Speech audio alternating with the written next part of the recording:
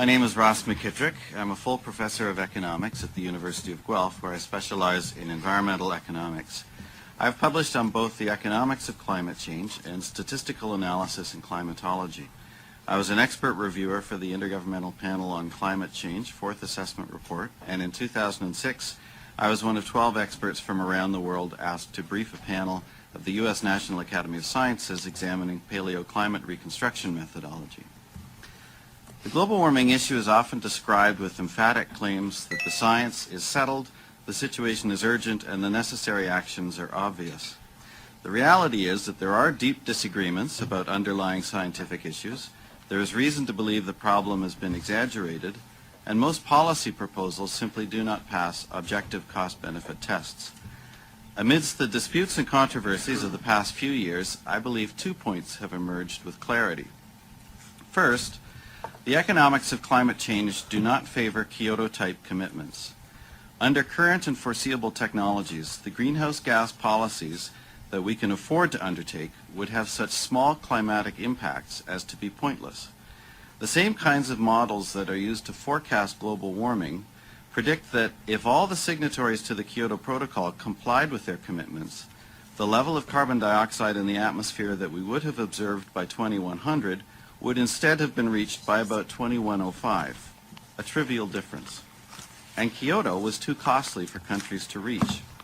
When a policy is proposed that is too costly to implement and yields benefits that are too small to measure, you would expect reasonable people to see it as a bad idea. Instead, we observed a dogmatic elite consensus in support of Kyoto. In my mind, this never validated Kyoto. It merely discredited the elite consensus and suggested to me that the international political milieu in charge of the climate issue was unduly susceptible to groupthink.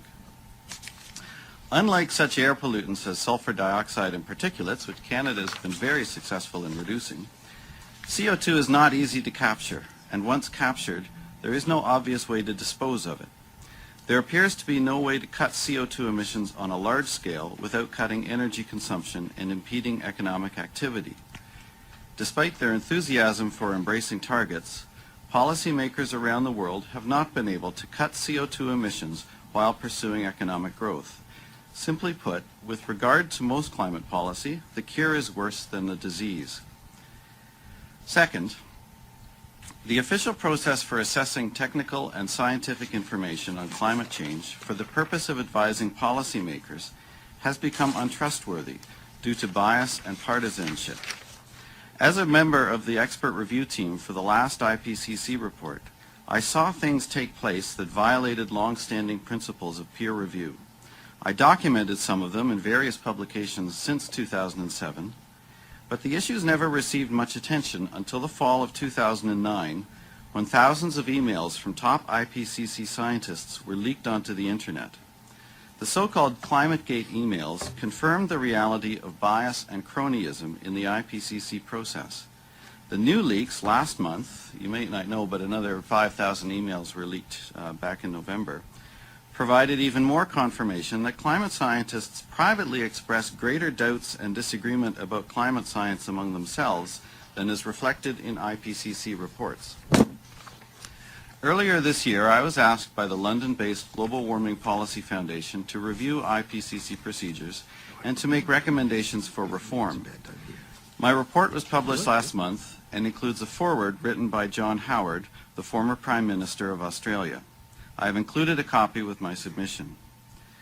I mainly focus on how the IPCC handled issues with which I have first-hand knowledge as a contributor to the peer-reviewed literature on the subject, and on which I worked closely on the IPCC text in my capacity as an expert reviewer.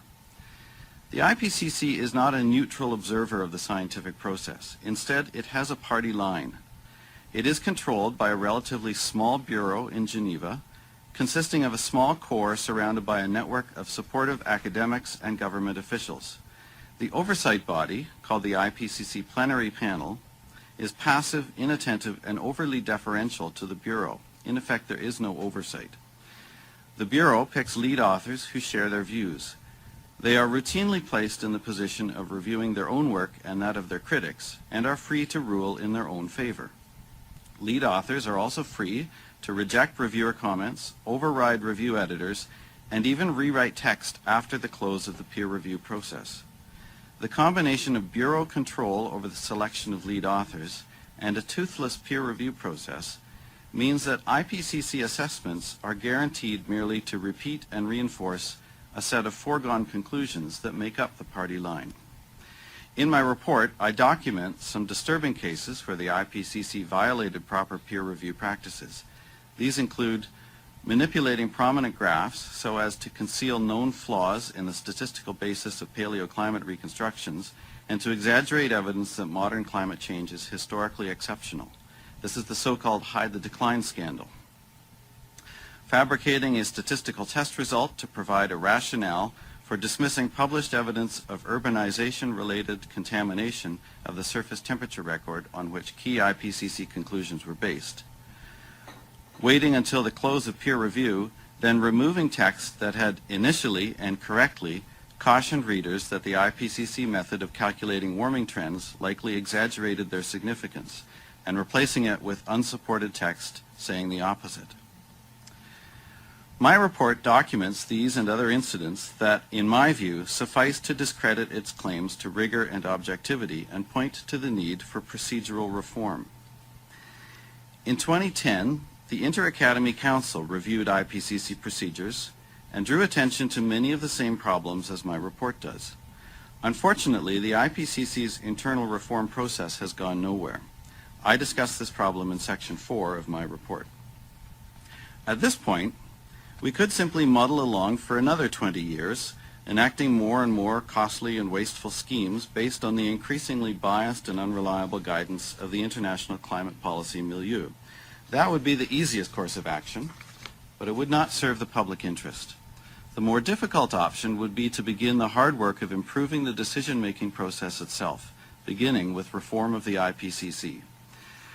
My published research has led me to believe that the IPCC has overstated the global warming issue.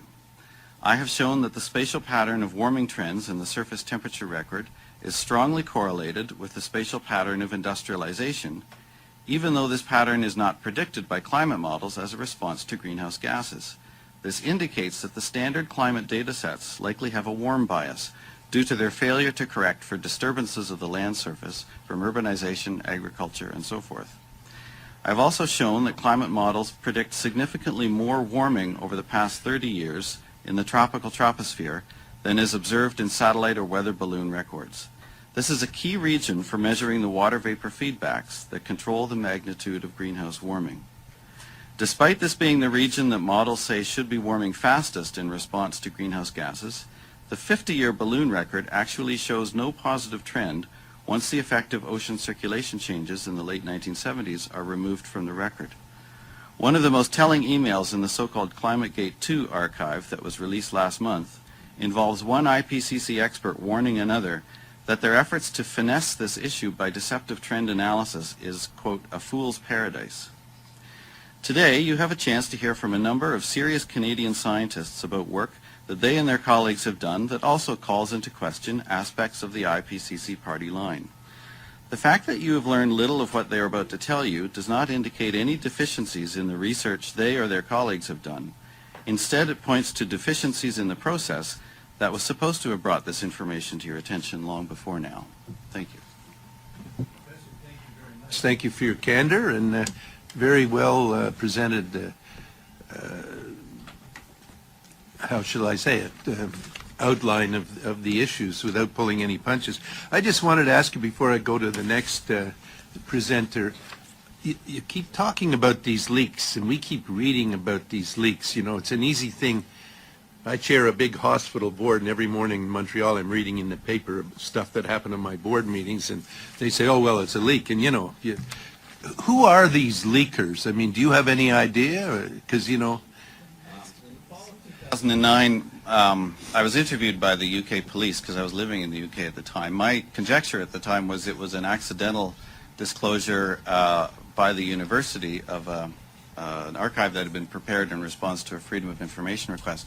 However, there has emerged an individual in the UK who's anonymous who has engineered the second leak and has also released an archive of what looks like at least another 20,000 emails, but it's encrypted, and has indicated that he's not prepared to release the decryption code. So it appears to be a single individual with access to a server at the University of East Anglia.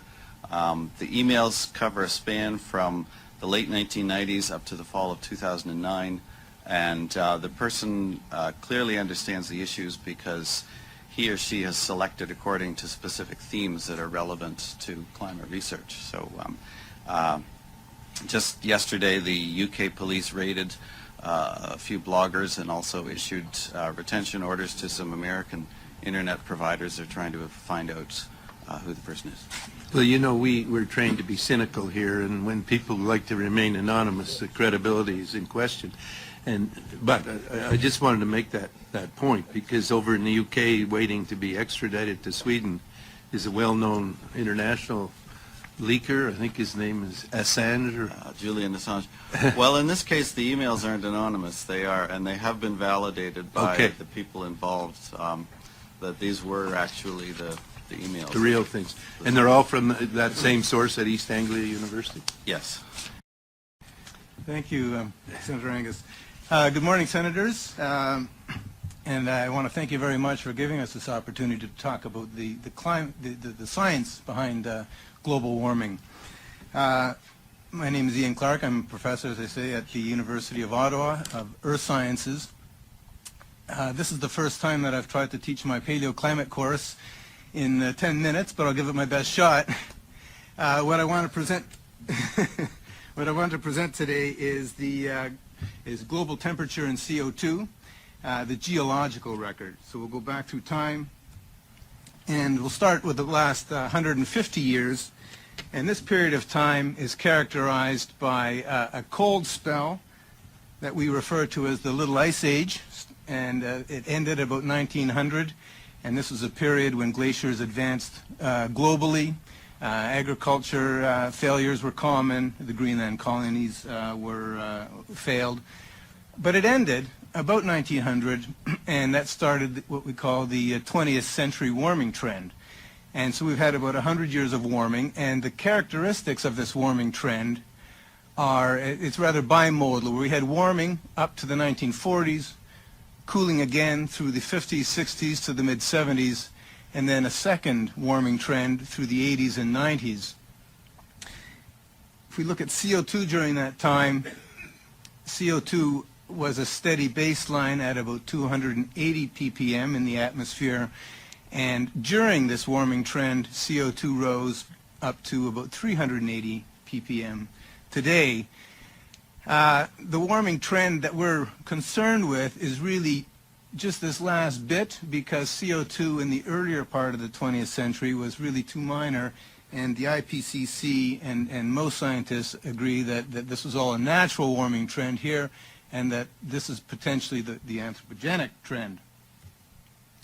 Here's the global CO2 anomaly, and to put it into perspective, we're looking at about a 35% increase in CO2 derived from ice cores, and then dovetailed with actual air measurements, which were started in the 50s in Hawaii. If we look at the past 50 years, 55 years, we see that through the 70s, temperatures were quite low during that cold spell, and then they start to rise through the 80s and 90s up towards the last decade. But examining the last decade shows that temperatures really have flattened, and so we haven't really seen any global warming for about the past 10 years, some say since the 1998 El Nino. And this is in stark contrast with the IPCC forecast of an increase of some 0.2 degrees per decade that should have occurred during this period. So this is quite controversial, what's going on at that time. Is this 20th century warming unusual? Well, we go back to 1,000 years before present, and we see a warm period, which we call the medieval warm period, which occurred, centered on 1,000 years ago, lasted about 200 years, well documented by agricultural records. The Vikings settled in Greenland and came to Canada. So there's lots of documentation and proxy records for the medieval warm period, followed by the Little Ice Age and then 20th century warming. But during that period, we didn't see any effect of CO2. So CO2 was flat during this time, and so there's no correlation with this greenhouse gas. We go back further in time, here over the last 10,000 years, and this is the Holocene interglacial following the past glacial period when glaciers covered Canada.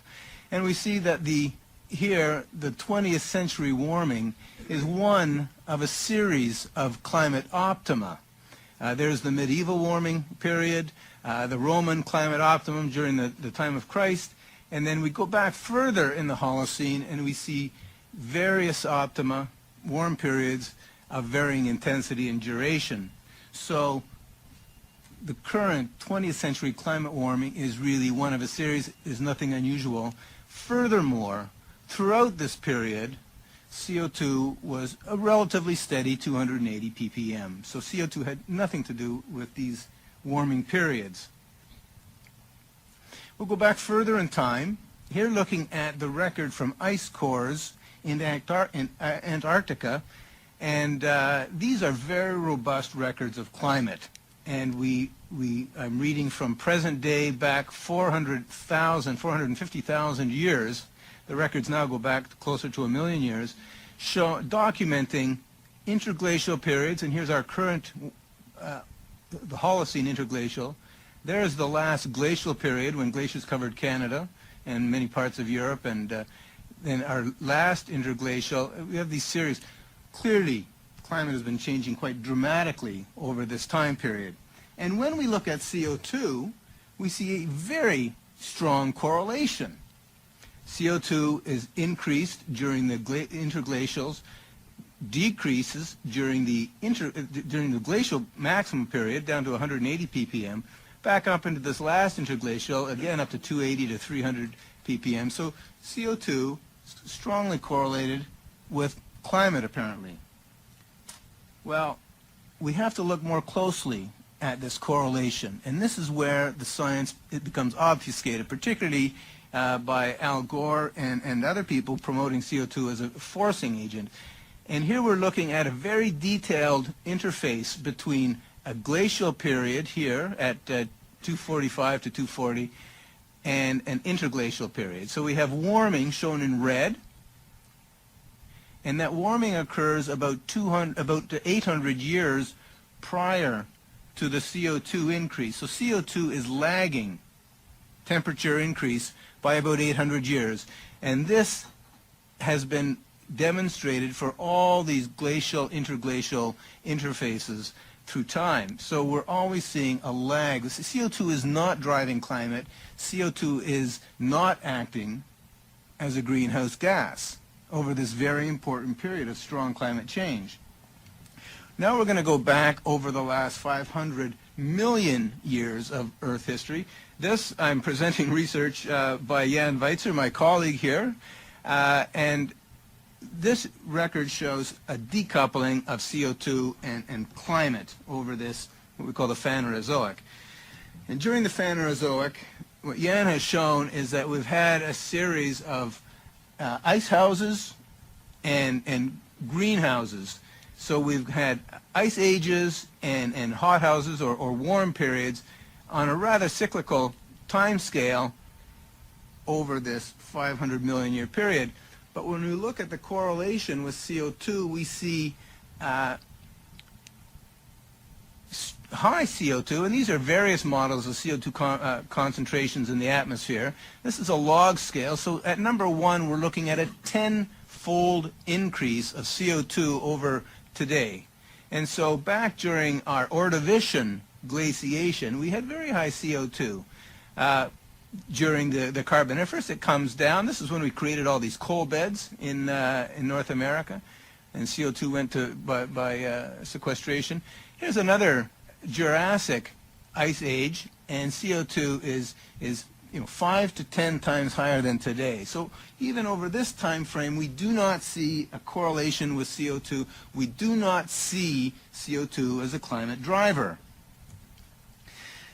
But we do see this if we look at the model projections going into the future. Here I'm showing the IPCC model projections from the year 2000 over the next 100 years. And they all climb by about 2 to 3 to 4 degrees Celsius, and these are significant increases in temperatures.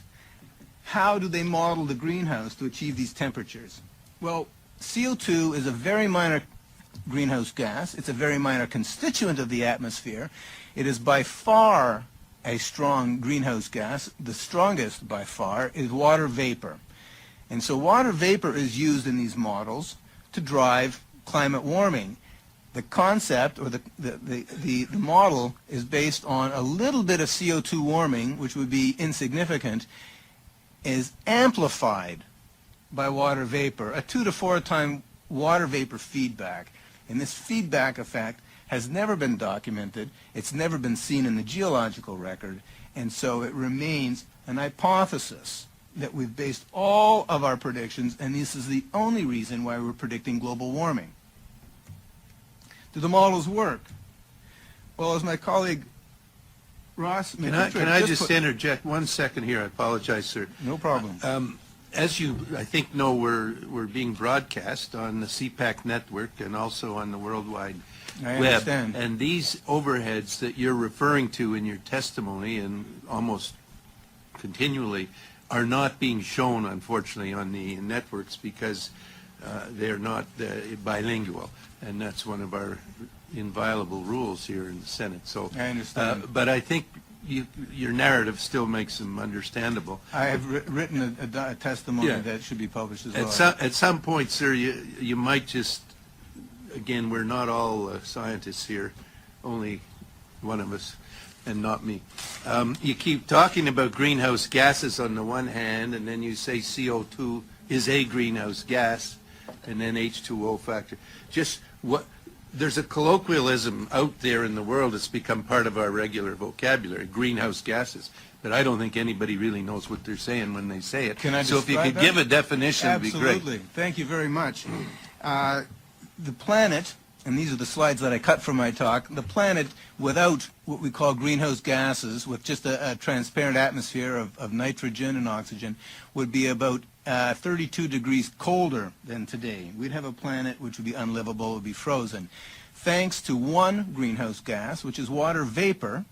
And what water vapor does in the atmosphere is it absorbs the outgoing radiation. When we warm the planet with solar radiation during the day, it emits that radiation throughout the day and throughout the night. So the planet cools. If we trap that outgoing radiation, what we call long-wave radiation or infrared radiation, like what you see on the hot plates in fast food restaurants, the heat is retained in the atmosphere and warms the Earth's surface. So we retain a planet which is now 14 degrees above zero and habitable. CO2 represents a couple % of that greenhouse gas effect. It's a very minor greenhouse gas. Water does all the work. So when we talk about the greenhouse gases in the atmosphere and accumulating greenhouse gases in the atmosphere, and we focus on CO2, we're being deceptive because CO2 cannot give us the warming that has been projected. So to project warming, if we feel we have to account for the past century's warming and project that into the future with CO2, we are obliged to amplify that with water vapor. So my graph with a little arrow of CO2 is making the water vapor cycle work. It's preposterous. CO2 is a very minor greenhouse gas, and we're attributing it all the power in the world to move water vapor around as it will. Preposterous. Giving it a 1 minute warning. Okay, Speed up a I'm bit, yeah. closing in on the final here. So the models predict, as Ross pointed out, a hotspot, and this is the classic response of our planet, or should be, to an enhanced greenhouse effect, where we have between the latitudes of 30 north and 30 south at about 12 kilometers in the troposphere, a thumbprint of warming. This is our fingerprint, our thumbprint of greenhouse warming, according to the models, the numerical models that we're told to believe. If we look at the radial sound measurements, these are balloon-based temperature readings, there is no hot spot. In fact, we have cooling. So we might suggest that the models are incorrect. And then we can ask, well, what do the people who run these models say? And here's what they say. And these are the famous leaked emails, which we get an insight to the thinking of the people who are warning us about catastrophic global warming. Thorne from the Met Office at the Climate Research Unit says, observations do not show rising temperatures throughout the tropical troposphere. This is downright dangerous. We need to communicate the uncertainty and be honest. Phil Jones, who keeps the temperature records, hopefully we can find time to discuss this. Phil Jones responds, the basic problem is that all models are wrong. There's not enough middle and low-level clouds, i.e. they cannot model water vapor and cloud formation. And then Wilson pipes in, well, what if climate change appears just to be mainly a multi-decadal natural fluctuation? They'll kill us probably. These people have great uncertainty in their work, but we don't see that when they present it in the IPCC documents. So what is driving global warming? Well, we have to look at the sun, and we have, unlike CO2, very good correlations between solar activity, various measures of solar activity, and temperature. Here again in the Arctic, where Arctic temperatures, and there's all our melting in the Arctic, correlating with solar activity, but not with CO2. And I'll show one last bit of research done by Solanki, published in Nature, where he points out that during the recent decades, the sun's activity has been greater compared to the last 11,000 years. And here's his graph showing a proxy of solar activity over 11,000 years, and it has peaked in the past 20th century when we see this 20th century warming. Well, let's zero in on that last little bit. And here's the last 1,000 years. And here's a bona fide temperature record from the Greenland ice core, a very robust temperature record in blue. And it correlates very well with our solar activity. So we have a reason that our climate is warming. It's not CO2. And if I can just summarize, we find that there's no geological evidence that CO2 has behaved in the past as a significant forcing mechanism.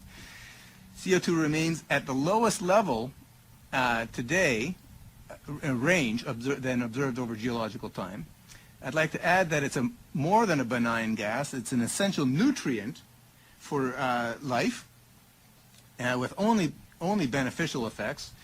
And our efforts to limit the use of fossil, carbon-based energy has solved no environmental problems, yet has created many more, including the accelerated production of ethanol and the conversion of tropical rainforest to tropical palm oil production. And my feeling is that it's time that we turn our attention to real and tangible environmental problems. And thank you very much. Mr. Chairman, committee members, many people think that the science of climate change is settled. It isn't. And the issue is not whether there has been an overall warming during the past century. There has. Also, it was not uniform, and none was observed during the past decade. The geological record provides us with abundant evidence for such perpetual natural climate variability, from ice caps reaching the equator to none at all, even at the poles. The climate debate is in reality not about carbon dioxide, but about 1.6 watts per square meter discrepancy, or this kind of uncertainty in a poorly known planetary energy balance. This is an absolute fundamental statement to start with. Okay? So let me explain.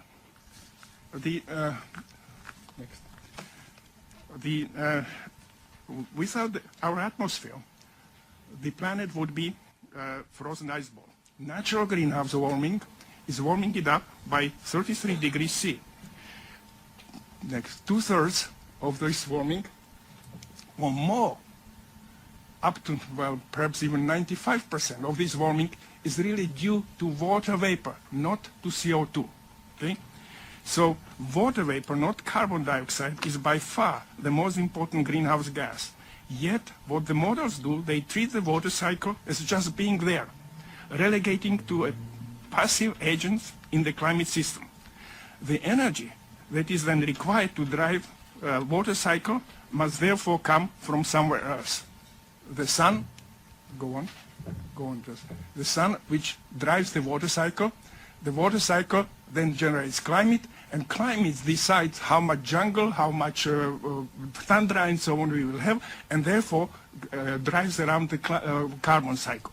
This would, this would be the top-down model, that means driving in through the climate. Or it can be the way the IPCC does it. It says no, it's bottom-up being driven.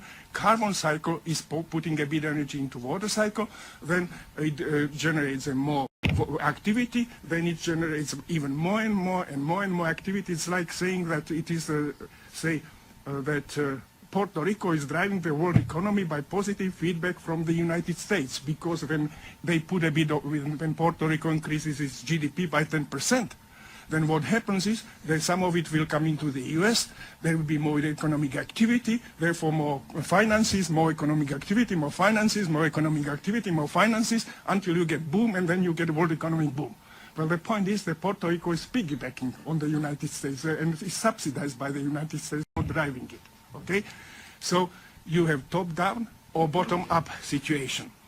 So the energy that is required to drive the water cycle must therefore come either from here or from any possible way, possible combination of the above. Note that because of the overwhelming importance of water vapor to the greenhouse effect, existing climate models are not diagnostic. To the water cycle, energy is just that, energy, regardless where does it come from. The water cycle doesn't know. It's energy for it, okay?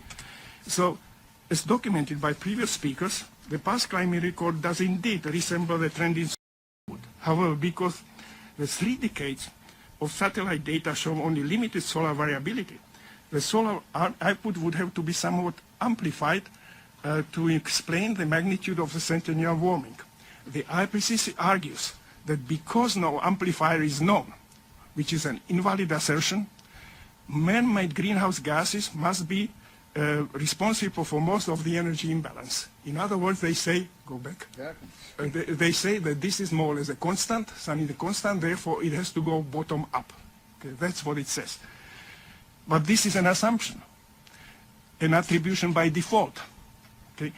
Not an actual empirical or experimental proof that carbon dioxide is a driver.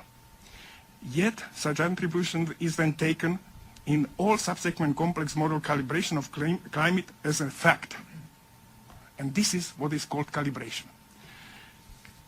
If an amplifier to solar output does exist, an empirical observation detailed in the submitted article, which I put up here, argue for its existence, the need to attribute the energy to greenhouse gases would diminish accordingly. Okay? So, how realistic is the basic model assumption that the tiny biologically controlled cycle, the carbon cycle, drives the climate via the passively responding huge water cycle? How realistic is it that Puerto Rico is driving the world economy by US, pushing around US, okay? Our nature tells us that in fact it is the other way around. Surely the blossoming of plants in the spring is the outcome, not the cause of warming sun and abundant rain. Okay? So, our atmosphere contains about 730 billion tons of carbon. Each year, about 120 billion tons are cycled via plants on land and about 90 through the oceans. It's absolutely dominant. The human emission account for less than the 5% of annual carbon cycle. Okay? Less than how much? 5%. But From the point of view of interaction of water and carbon cycle, however, it is important to realize, that, that for every single, you know, we are supposed to plant the trees to lower the CO2, but for every single molecule of CO2 that plant has to transpire into the atmosphere, water from the soil, from the roots, 1,000 molecules of water for every single CO2. So this is a huge amount of energy required to lift the water back into the canopy, from the canopy back into the atmosphere. And the actual reaction is one CO2 for one water to generate the transpiration, to generate the photosynthesis. The rest, actually the entire energy is not needed for this photosynthesis. Practically the entire energy is to drive the water cycle up to the atmosphere, to drive the water conveyor belt. Why is it? Because this is what brings you the food. This is your conveyor belt which is bringing you the food, the nutrients. No food, no life, no carbon cycle. Okay? So, in other words, the required huge energy source is the sun. Solar energy drives the water cycle, generating warmer and wetter climate, and invigorating the biological carbon cycle. The sun also warms the oceans that emit the CO2 into the atmosphere. So atmospheric CO2 is thus a product and not the cause of the climate, as demonstrated by the past records, where temperature changes always precede changes in atmospheric CO2. Ice cores, as Jan was showing you, is the case. The same happened after Pinatubo eruption. At first cooled, and then started CO2 fluxes change, and it happens every spring. It's sun shining first, and then flowers bloom. Okay, so so what might be the complementary source of energy that could account for the disputed 1.6 watts? Clouds. Clouds are mirror that reflect solar radiation back into space. The amount of solar energy reflected by the Earth is about 77 watts. And the difference between cloudy and cloudless skies is almost 30 watts. Okay?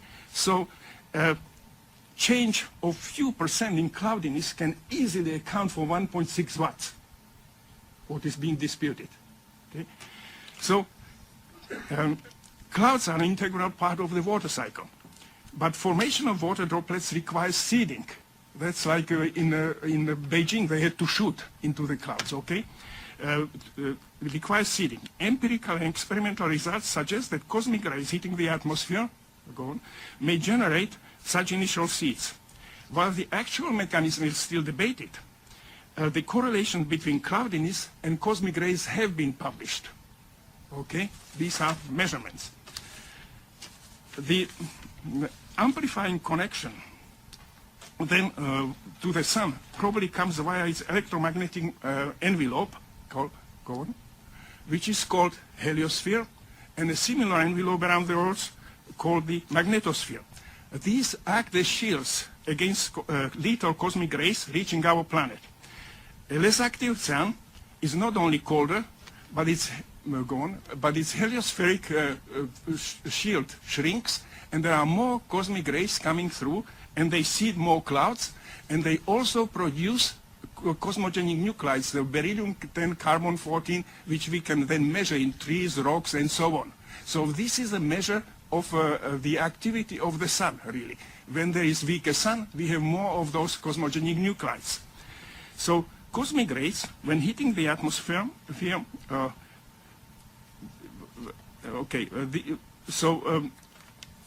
if you look at the record for such a record for the past 10,000 years, next slide. So what you see here, this is a record of the blue is a record of climate over the last 10,000 years. And this is the record of carbon-14. This is those cosmic rays which you are talking to, which are due to cosmic rays and which reflect the activity of the sun. If you look, next slide, on the CO2 was flat all the time, and this is the climate at about 280 parts per million, exactly like with the so-called pre-industrial level. So the science of climate change continues to evolve, and regardless of the outcome of the climate debate, observational data suggest that we may be served well by basing our climate agenda scientifically and economically on a broader perspective than that in the IPCC outlined scenarios. Okay? These are one scenario, but there is more to it than just IPCC. Our pollution statement and energy diversification goals can then be formulated and likely implemented with less pain. Thank you. Mr. Chairman, committee members, thank you for the opportunity to testify this morning. My interest in the climate change debate was triggered in 1998 when I was funded by an INSERC strategic project grant and subsequently by major funding from the Canadian Foundation for Climate and Atmospheric Sciences to determine if there were regular cycles in fish productivity on the Canadian west coast. Although climate was suspected to play a significant role in marine productivity, accurate fishing and temperature records have only been kept in that region for about 70 years. And we needed indicators of fish productivity over thousands of years to see whether there were recurring cycles in populations and what phenomena might be driving these changes. My research team collected and analyzed core samples from the bottom of deep coastal British Columbia fjords, and we collected more than 5,000 years worth of annually deposited mud layers from these basins, and that was giving us one of the highest quality climate records available anywhere today. In it, we see confirmation that natural climate causes can be quite dramatic. And just as an example, in the middle of a 62-year slice of the record, about 4,400 years ago, there was a shift in climate in only a couple of seasons that went from very warm, dry and sunny conditions to a regime that was mostly cold and rainy, and that persisted for several decades. You might imagine what impact that might have had upon Amerindian populations in the region. Might be fishing, dependent on fish. It would be changed their life completely. In that record, we've discovered repeated cycles in marine productivity that correlate very well with cycles in the brightness of the sun. And this was not unique. And hundreds of other studies have shown exactly the same thing, that the sun, and not variations in carbon dioxide, the gas that's most targeted by Canada's national climate change campaigns, appears to be the most important driver of climate change. Solar scientists predict that by later in this decade, the sun will be starting into its weakest solar cycle of the past 2 centuries. And this will likely lead to unusually cool conditions on Earth, which may persist for decades. And planning for adaptation to such a cool period should be the primary position for governments. And it's global cooling, not warming, that is a major climate threat to the world. And this is particularly true for Canada. With such a high latitude nation as we have, where agriculture is right at the edge of where we can farm. Through another INSERC strategic project grant that I currently head up, my research team is studying climate variability in northern Canada, so as to advise government and industry about the long-term viability of the strategically important Tibet to Contoito winter ice road. This seasonal ice road is critical to the economy of the region, as is the only overland route that services the diamond mines and exploration camps in the central Northwest Territories and southern Nunavut. Beginning 70 kilometers north of Yellowknife, this world-renowned ice superhighway that you may have seen on Ice Road Truckers television series traverses 600 kilometers, and 88% of it is built over frozen lakes with little fjords or little portages in between. So, Senator Patterson, this would be familiar territory for you? You've driven the road, does exist? You're confirming that? On that road, yes. Fished on that road. Thank you. Listen further, and I'll tell you how much longer. During the 70-day season, more than $500 million in equipment and supplies are carried to the camps. And the economic activity associated with the operation of the ice road contributes over $1 billion to the economy of the Northwest Territories every year. And for remote northern Canadian communities, similar ice roads are very critical supply links. In our research, conducted every year in latter part of March, when activity in the ice road is starting to diminish and we have access to the camps along the way, we collect ice core samples from lakes along the route. And by comparing lake sediment of the past 3,500 years, we are able to recognize cycles and trends impacting climate change, and from that we can predict possible future trends in climate, ice cover, and things like fire hazard. We can recognize in their intervals in the past when it's been warmer and drier, and so on. It's a particularly challenging task in this region, as the short thermometer record only extends back to about 1950. And it is in the central Northwest Territories, includes records from only 4 very widely spaced meteorological stations. Preliminary results from our research indicate that considerable climate variability has existed through the last few thousand years, with winter and summer temperatures often becoming decoupled. A multi-decadal weather phenomena known as the Pacific Decadal Oscillation which is a huge driver of climate. It's a lot, very similar to the shorter but better known El Nino phenomenon. It was only discovered in 1996, so it shows you how climate research has changed over the last 20 years or so. It seems to have contributed to the stepwise temperature changes as these phenomena vary between positive and negative phases. There's also a correspondence between solar cycles and seasonal climate variability during negative Pacific decadal oscillation phases, with solar cycle troughs corresponding to colder winters. As we are about to head into a series of very weak solar cycles that are going to persist for several decades, and since the Pacific decadal oscillation, again this decadal scale phenomena, has just shifted to negative, we project a period spanning several decades where conditions will remain suitable for continued extensive use of the ice road. As I am sure you have concluded from our testimonies today, the field of climate science is vast and rapidly evolving. Many things that we thought we knew about climate system just a few years ago are now proving to be highly uncertain or quite mistaken. It's no exaggeration to say that in the period since the Kyoto Protocol was introduced, there's been a revolution in climate science. If back in the mid-1990s we had known what we know about climate change today, there would have been no Kyoto Protocol because it would have been considered unnecessary. In some fields, the science is indeed settled, but the science of global climate change is still in its infancy, with many thousands of papers published every year. Thank you, Mr. Chairman and committee members, and I look forward to answering any questions you have. Thank you, Professor. You were able to get it done in 6 minutes and 28 seconds. They told me I only had 5 minutes. They were shortchanging you. Anyway, fascinating stuff. Colleagues, first of all, we have presentations from each of these witnesses which had to be sent to translation. They'll be, when they're ready, they'll be posted on our committee's website. So they'll be available there. Of course, so will the transcripts. Now we go to our resident climate change expert, Senator Grant Mitchell from Alberta.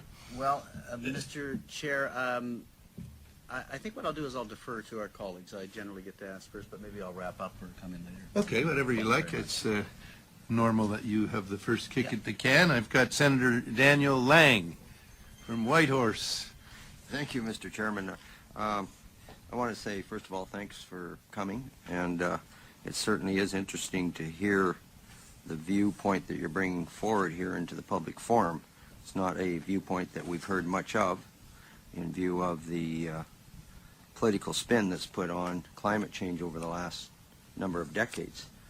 And I'd like to ask Dr. McKitrick a question, if I could, because of your vast experience and involvement with the IPCC, I believe it's referred to. They think the concern that the world should have, and we as Canadians should have, is that there is there has been an intention to just bring forward one scientific political message to the world. And my understanding is there is really a lot of question whether it has merit or how much merit it does have. And I also know that in a lot of the science, what is seen as bona fide science publications, the information that's been provided through the United Nations in some cases has been accepted as gospel and not necessarily been peer-reviewed, but accepted as peer-reviewed. I want to ask you, what has to be done to change that so that there is a legitimate public debate based on valid information so that we as citizens of the world can understand what's taking place? I would refer to the report that I submitted, which includes a list of recommendations for changes to the IPCC process. I think something like the Intergovernmental Panel on Climate Change is necessary because you do need some way of bridging this enormous scientific field and presenting information in a usable format to policymakers. The danger is that when you create an organization like that, and then it takes upon itself the role of speaking on behalf of a very large scientific community, and you don't have a chance to sort of look and see what the process is that they're using, then that gives them a lot of power without proper accountability. So the reforms that I've proposed would really work to get the IPCC operating more in the way that people assume it does, but which is actually quite a long way from how it in fact operates.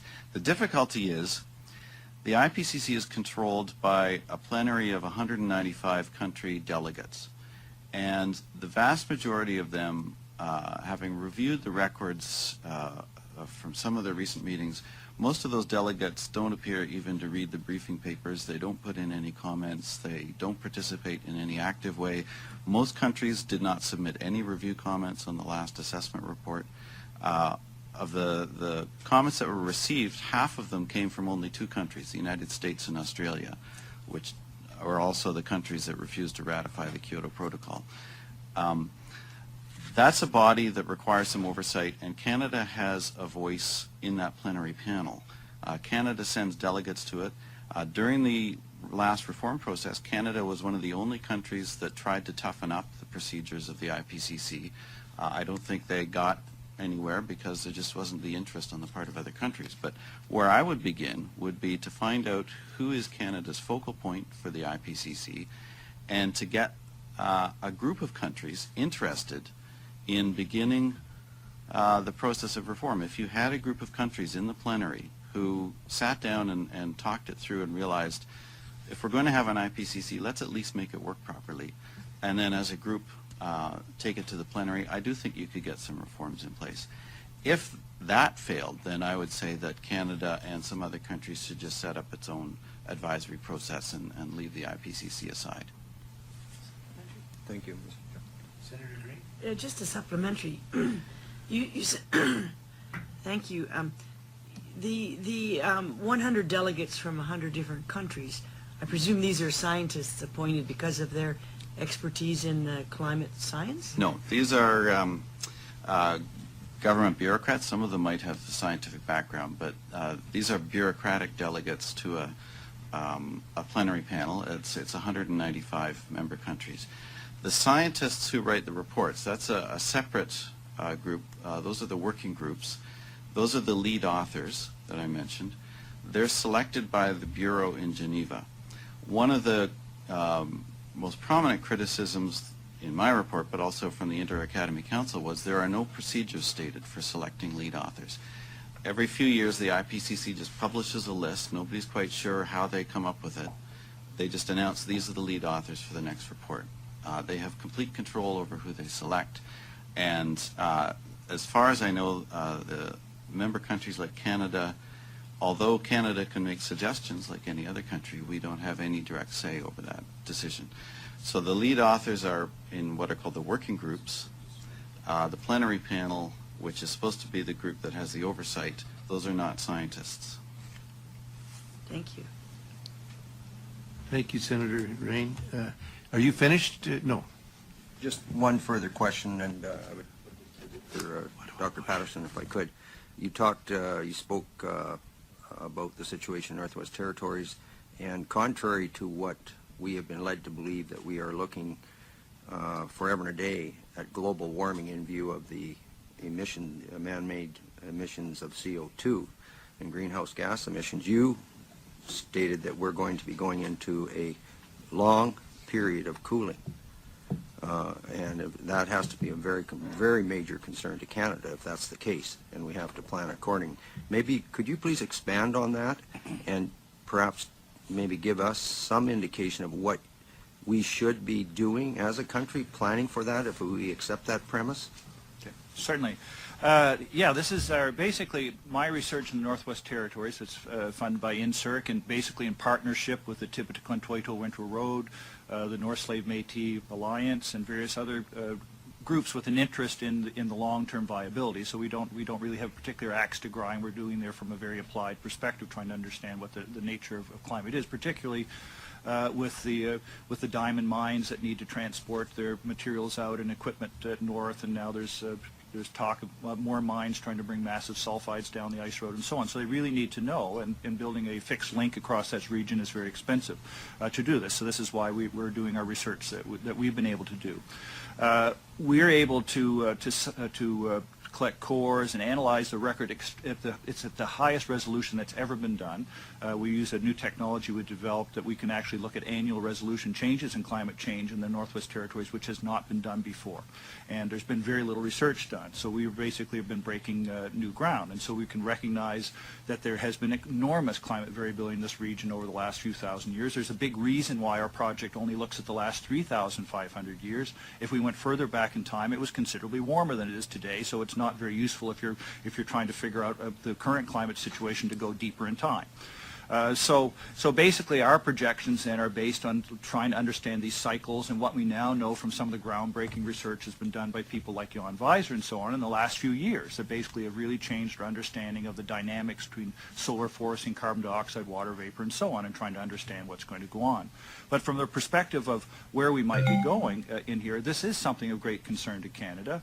Particularly, everybody always is talking about warming and so on, but because we are at the north end of agriculture in Canada, and there's not a whole lot of wheat production going on in the Northwest Territories at the present time, and basically, if things start to cool off, you start to threaten your production in Western Canada and so on, and and if it's happening to us, it's happening to places in Eastern Europe, would be worse, and so on if the world is starting to cool down. So we have to really think about various sorts of adaptation strategies, not only just warming, but you have to think about what might be happening if things start to cool down from the social unrest perspective and everything else that goes along with it. We're a big country. We could probably adapt to lots of changes. Our farmers are very efficient, and they can adapt to changes on a dime. If things warmed up, they can adapt their agriculture probably very, very quickly. But if things cool down, you just can't make things grow if the seasons are too short. And so all we ask is that people start to look at what the possibility might be. And my reports are going forward now about for the ice road is that we project that through the next few decades it probably be pretty good conditions for the continued use of this road. Mr. Chairman. Just want to say at this time last week, some of the members of the committee were in Regina, Saskatchewan, holding hearings. It was 28 below zero with the wind chill. That's warming to me. It was minus 36 when I was in Yellowknife a couple of weeks ago. There you have it. Senator Brown has been giggling away over there. You have the floor, Bert.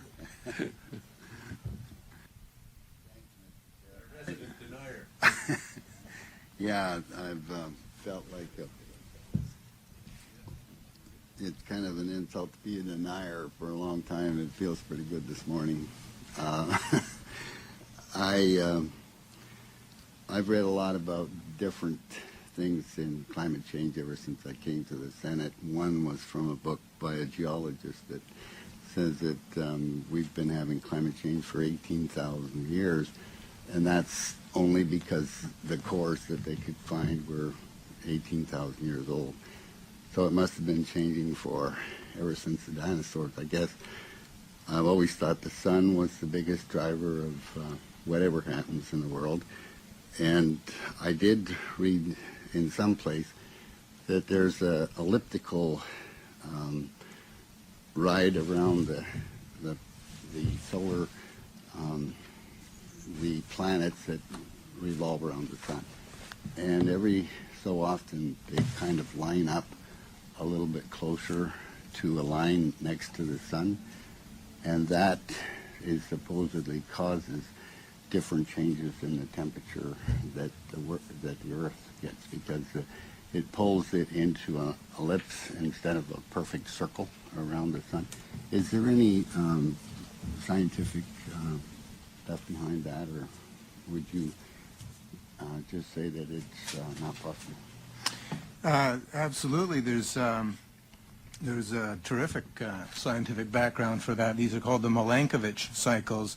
And Milankovitch worked these out mathematically by studying the geometries of the of our entire solar system, the planetary orbits around the sun, and their impacts on the gravitational pull with respect to the Earth and the Earth-Sun system.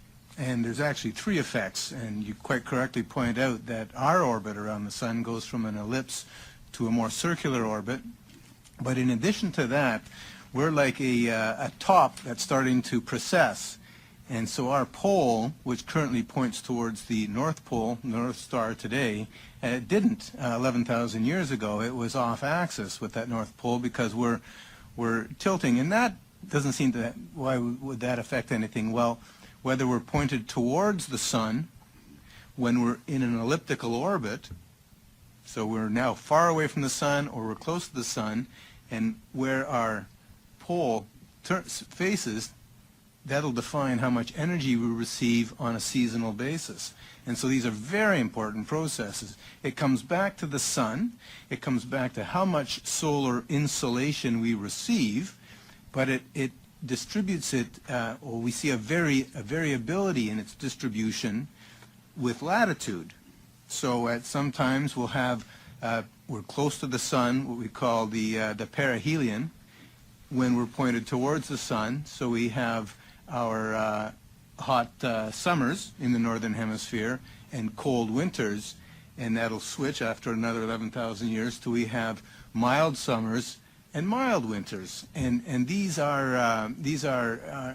a terrific impact, and we find very good correlations. In fact, these are the effects that really define the ice ages. So it's solar radiation, but it's the variability or the evolution of solar radiation with respect to latitude. And so these are well documented, and we see these cycles appearing in many, many terrestrial records. And it comes back to how much solar radiation we receive at different latitudes and at different times of the year. So you're absolutely correct. There's very strong science behind that. Thank you. I'd forgotten to speak about the tipping of the polar things. They actually said that was what Well, that's, caused you're quite right. in the North Pole one time and colder in the South Pole, and it can reverse when it straightens out again. There's actually those three cycles. So you just brought up the one that I overlooked, which is the inclination or obliquity. So our Earth's axis, rotational axis, actually, in addition to wobbling like a top, it goes over more and comes back up more. So we're more oblique. The pole is closer, more directly pointed towards the sun, or back in this has it's actually a 41,000 year cycle. So we have three processes working in concert, which makes it very complicated. So the graph that I showed of the ice core temperature record, it's pretty erratic, and that's all these cycles coming into play. Thank you very much to all four of you. I really appreciate it. Thank you, Senator Brown. We're going to call you the senator from Milankovitch next. We'll have Senator McKitrick. Chair, thank you for being with us today. Obviously, our self-interest as individuals and as representative of our parliamentarians in Canada, we'd love to believe what you're saying is accurate, but I'm sure you can appreciate this is highly technical, and we're not a very good judge of whether you're right or wrong. But what is very, very good and healthy is this debate. I mean, scientists should be debating, contesting each other constantly. That's what allows the cream to rise to the top, and that's where truth will, and certainty which we'll never get to, but I guess science is an issue of probabilities, and let's hope you cause this audience to be heard and continue with your good debate. Having said that, though, as a non-expert, as you can appreciate, I'm sure, we must rely upon the preponderance of evidence and preponderance of scientists as to what their opinion are. And all we can do is encourage the debate and see what the result is when your ideas are contested with other scientists in the world. And having said that, I'm sure you acknowledge that the great majority of scientists don't agree with your conclusions. They probably appreciate some of your data, but they don't agree. And that's the observation we could only make, because we're not able enough to decipher all this stuff. Having said that, what audience have you received? What is the process that you've made public your ideas and what audience are you getting there? Are you making progress? And why is it that you haven't convinced the great majority of other scientists of your views? What's the process, and you're pleased with that process? I'm not sure who wants to make a comment. Can I? One of the issues that you heard about was the water vapor feedback effect, and the water vapor feedback effect in the models gets concentrated in the troposphere over the tropics, and there aren't a lot of papers on that topic in the literature, but there are really two identifiable groups that have been disputing it. A study that I was a co-author on that was published last year used proper statistical methods to look at the data sets and the climate models. This was published in a good atmospheric science journal. And we were able to show that the discrepancy is real between models and observations, that the models significantly overpredict the warming that's going on there. What was interesting in the new batch of climate science emails was to read from some of the people on the other team who, although they won't say it in public, in private are acknowledging that this is a problem for them, that there is no warming. And one of them even pointed out that, if anything, it's a cooling in that record. And I mentioned one of them described it as living in a fool's paradise, and they use the phrase, it's dangerous, that we're trying to carry on with this impression. So I can completely understand your position as a decision maker. You know, what do you make of the fact that you've got this institution like the IPCC and its various satellite organizations that tells you one thing, and then you keep hearing rumors of other relevant points of view. That's why I would like to shift the discussion a little bit onto getting people to understand more about what the IPCC actually is. I don't think it's as representative of scientific opinion as it's been made out to be.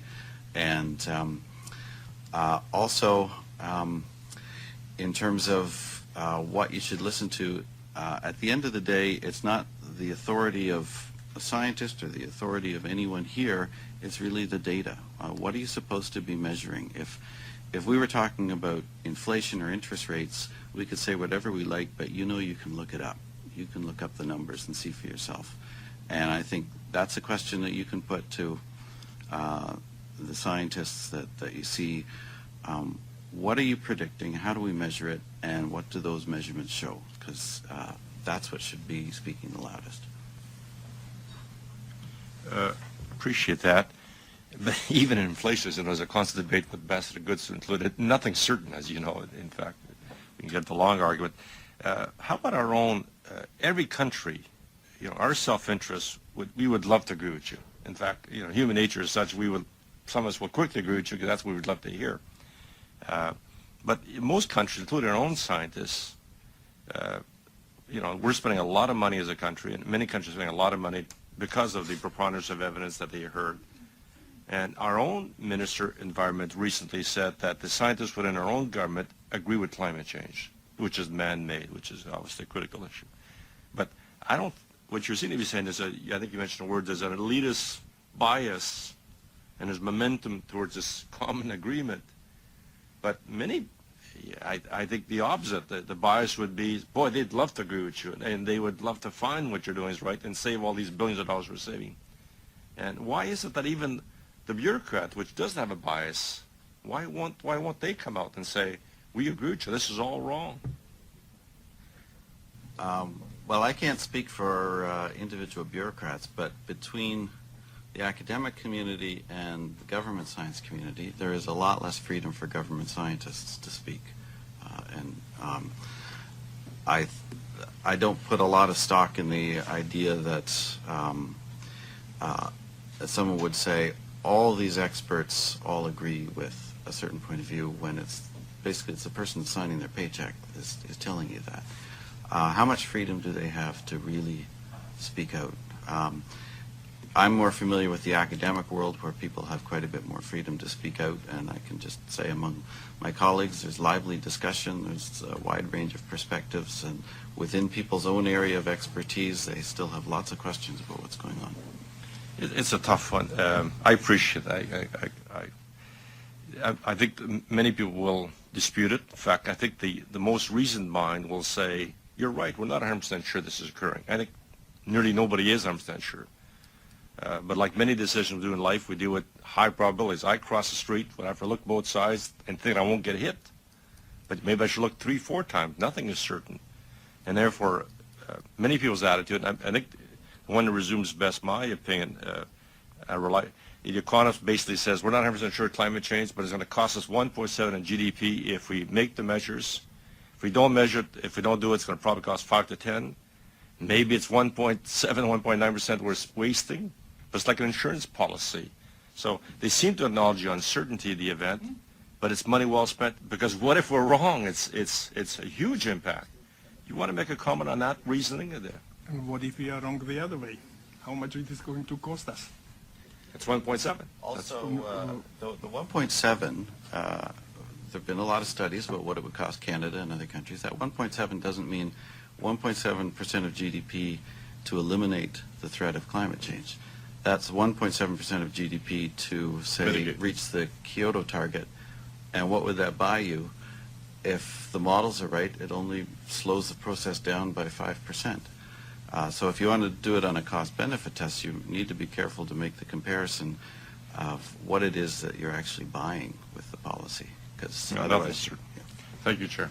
Did you have a supplementary, Senator Lang? Short. Very, very quickly, talking about certainty, it would seem to me that one thing is certain is that we wake up in the morning with a thermometer and we know how cold or how warm it is. And we have 365 days a year that thermometer is registered. So surely we can at the end of the year say whether the world's cooling or it's not cooling. Perhaps you could comment on that. Well, that's a very difficult problem, and I think Ross is perhaps the best person to talk about that. So I'm turn it over to you, Ross. But it's a very difficult measurement, the global temperature measurement. What is that? there are a couple of different key databases.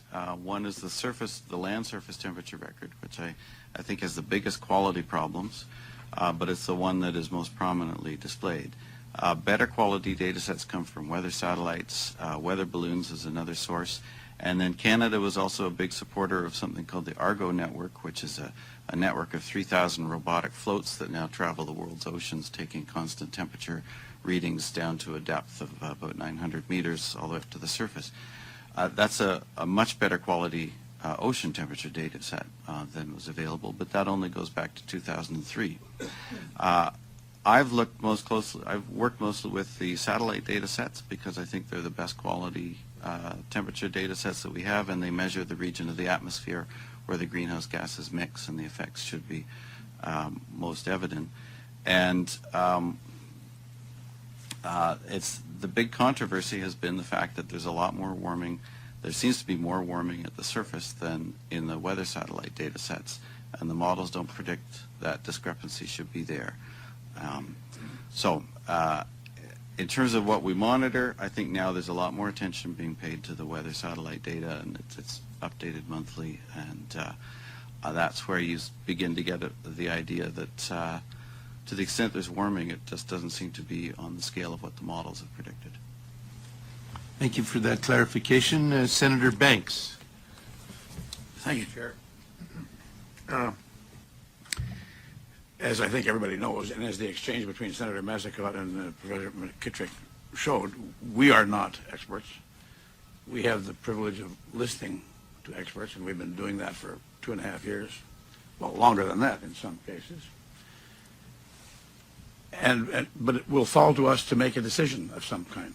So we have to base our decisions on the evidence that we've heard from experts, from people who either know or who purport to know, that we find the most compelling. One of the things that I think we would all agree on, and you have demonstrated it, is that there is climate change. The question, with respect to Mr. Gore and others like him, boils down to the extent to which and how much, if any, we are contributing to it. And some of the evidence we've heard is that there's an exponential difference between what we're doing and what we are emitting that has occurred in about the last 100 or 150 years. That has, to some degree, skewed the question of how much are we having an effect on it.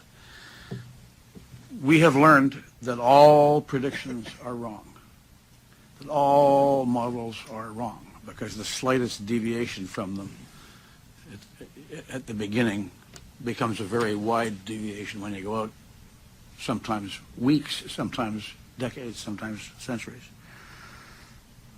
I personally believe in the precautionary principle to which Senator Massicotte referred. If I see that train coming down the road 90 miles an hour at me and nobody can absolutely prove that it's going to hit me, I will nonetheless probably take some evasive action, despite the fact that there isn't proof that it's going to hit me. So there are four basic scenarios based on the extremes that might help us decide what we're going to do. One is that we do nothing. I'm talking about extremes. We do nothing by way of mitigation. And at the same extreme, nothing happens. Everything's okay. There's no bad effect of climate change, or at least nothing that we can affect. If we place that bet, that's a big winner. We win all around. The second scenario is we do nothing, and the worst happens. And we have, as a result, an unlivable world. We leave our great-grandchildren in a situation in which they will be, at the very least, a lot less comfortable and perhaps in some difficulty. That's a big loser bet. The third possibility is we do everything. We spend ourselves into the poorhouse by trying to mitigate. Remember, we're talking about extremes. And nothing happens. We spend all that money, and it's a complete waste of money because we didn't have anything to do with it in the first place, and whatever's going to happen. That's a big loser. And the fourth scenario is we spend ourselves into the poorhouse trying to mitigate, and as a result, we save the world from what would otherwise have been a terrible disaster. That's a big win. We have economic chaos at the extreme, because we will have spent ourselves into the poorhouse, but we will have saved the world. So the two bets that are good ones are we do nothing, and nothing happens. That's bad. That's a good bet. And the other one is that we do everything and spend ourselves crazy and ruin our economies, but as a result, we save the world. Which, for our grandchildren and our great-grandchildren, from ecological disaster, where would we place our bet?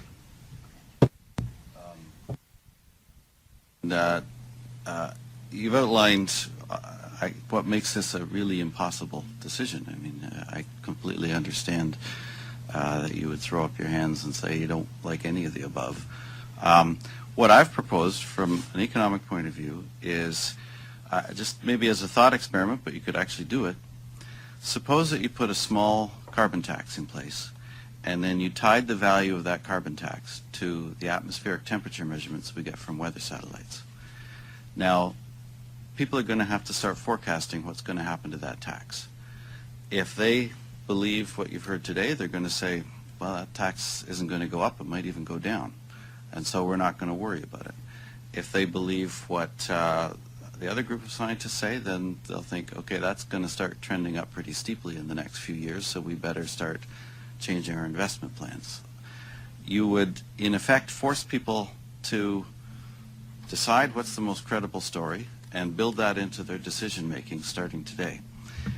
But you wouldn't have had to commit one way or the other to who's right. Basically, you'd be making a choice that at the end of the day, you were right however it comes out. So if after 20 years the tax hasn't gone up, you can say, well, we didn't waste a lot of money on a non-problem, and if the tax did go up and people had to scale back their energy consumption, you can say, well, we got that one right, didn't we? So being right, whatever the outcome, is a thing that's very attractive to politicians.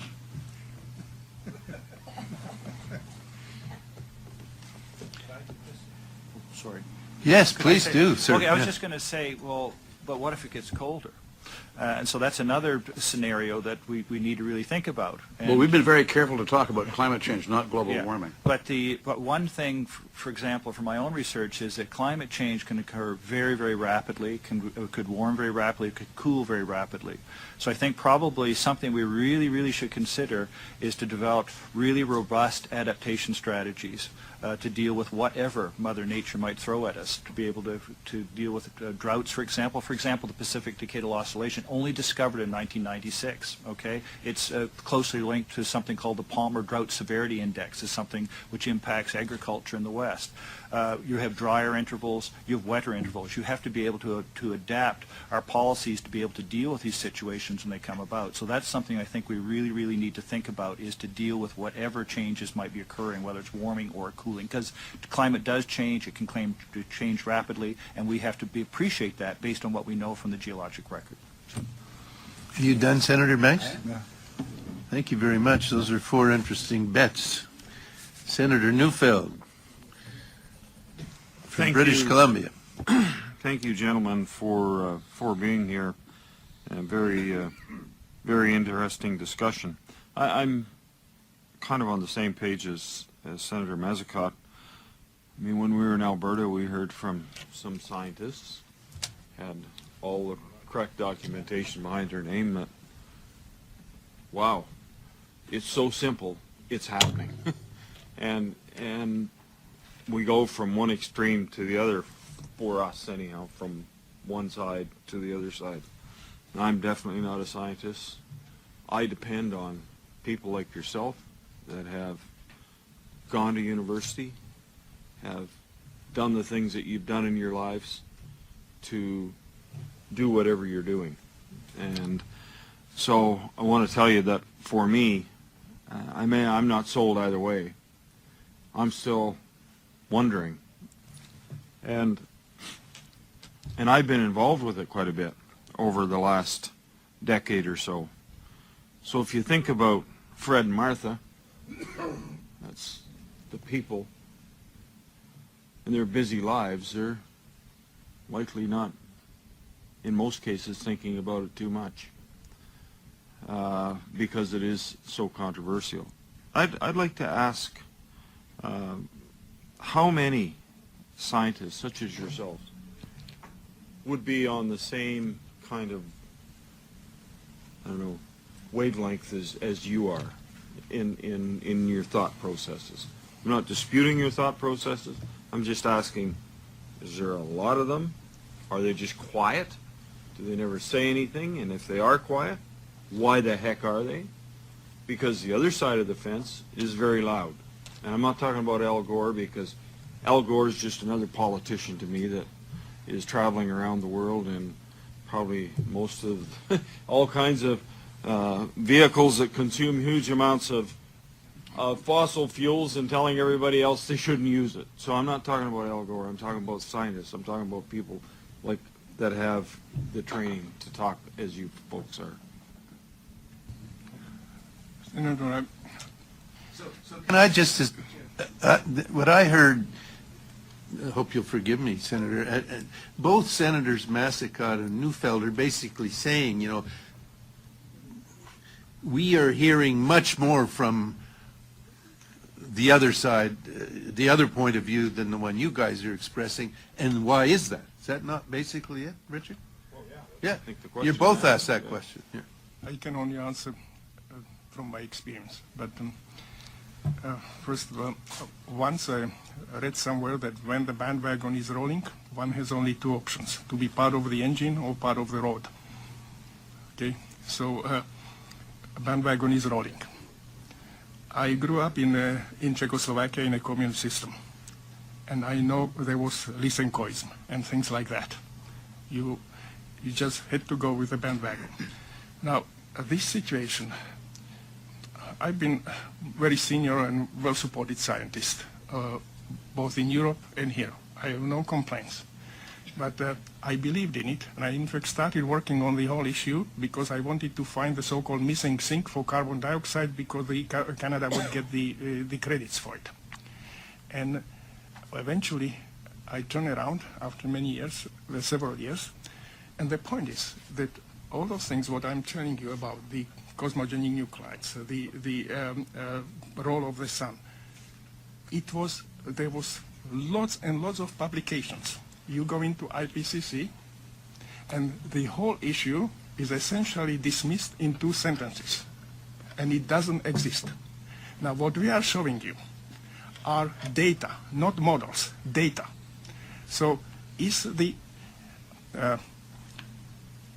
Are we having a science where good correlations mean nothing and no correlation are a proof for CO2? We showed you the correlation. Those are known. And these papers, including mine, were published in Nature. Not a word in this. In fact, there were even personal threats and attacks and defamation actions being organized against people who talk about sun. So it's changing now. Slowly it's changing. And science is not a democracy. Okay? So if the data do not fit what the models are saying, then it's not the data which have to be changed, it's the models.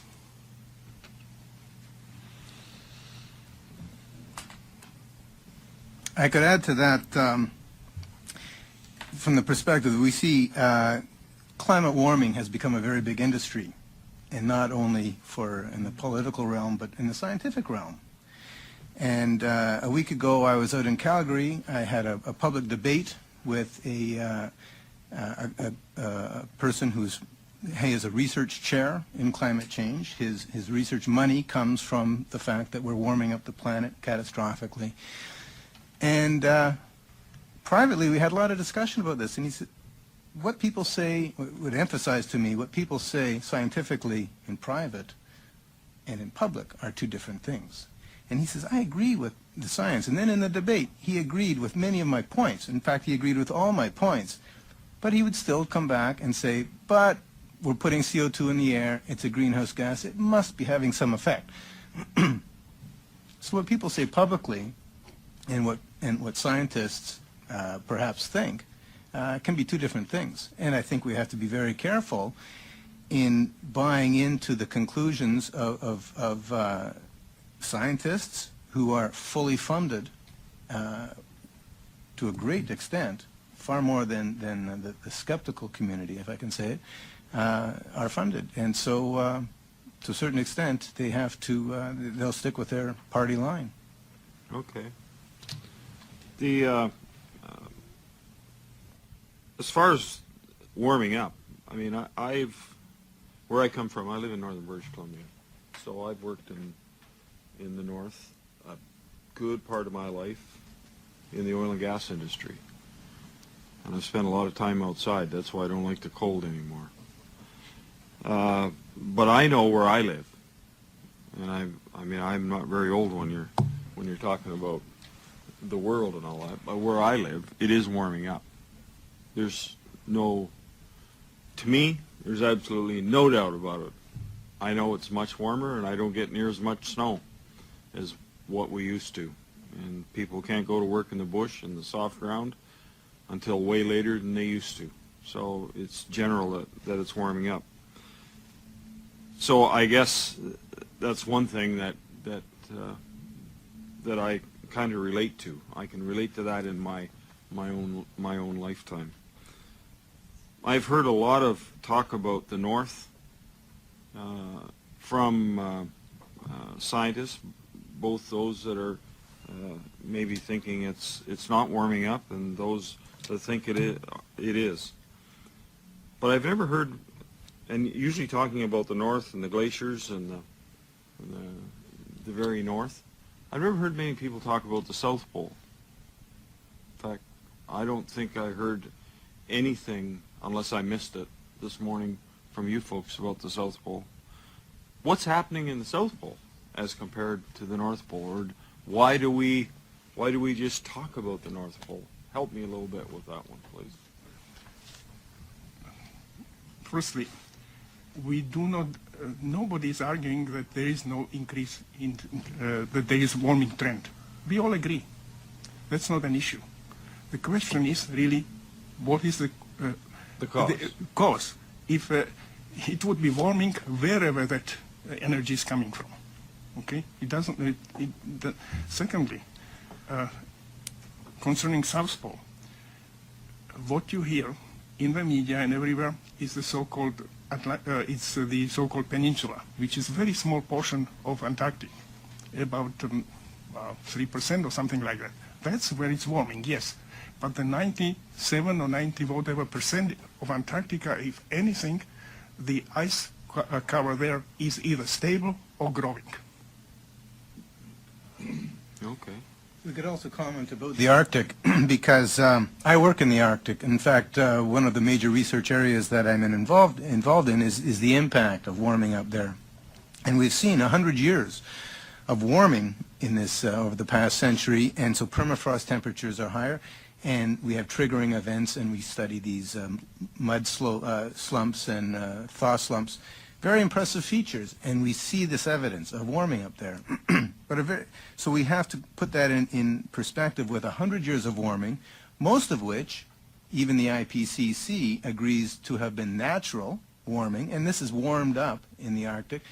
And recent research shows that the current warming trends observed in the Arctic aren't due to greenhouse gases and the greenhouse effect. It's due to a change in air and ocean circulations. The patterns that Tim was talking about, the Pacific Decadal Oscillation, the North Atlantic, and so these are mechanisms of warming in the Arctic that aren't predicted by the global warming models. They're quite different from that. So yes, we have this warming, but it's unrelated to greenhouse gases.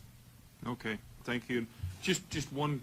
Yeah, okay, we're running out of supplement? time, but you have one little shorty? Just one little thing, and it's more of a statement, Chairman. I mean, I read recently that it takes numbers of billions of light years for light to traverse from one side of the Milky Way to the other. And I think to myself, my goodness, here we are just a speck on the Earth, and we think we can do something to actually change what's happening in the whole unbelievable universe that we have out there. That's just a statement. Thank you. Senator Wallace. Thank you, Chair. Thank you, gentlemen. The discussion ultimately comes down to solutions, and that's where the disagreements have been occurring. What solutions should be implemented? But I guess the solutions will depend on what's the problem. In fact, is there a climate change problem? And when I listen to what each of you have said, evidence is presented on temperature changes over thousands of years, and we see patterns of warming and cooling, and I guess the Earth is always evolving. It's never static, and so that continues today. So the question I would have before we talk about solutions, do each of you believe there is a climate change problem that we should even be attempting to address, or is it one that's beyond the ability of humans to affect in any event? If I could just jump in for a second. For many years, I've taught a climate change course at Carleton University, which, much to my chagrin, grew up to about 800 students before I escaped from it for a little while. But one of the first things I would try to get across to the students is the only constant about climate is change. Okay, so that's something we've talked about here already today. Climate changes perpetually. And as all of our research has shown, sometimes the changes can be quite dramatic.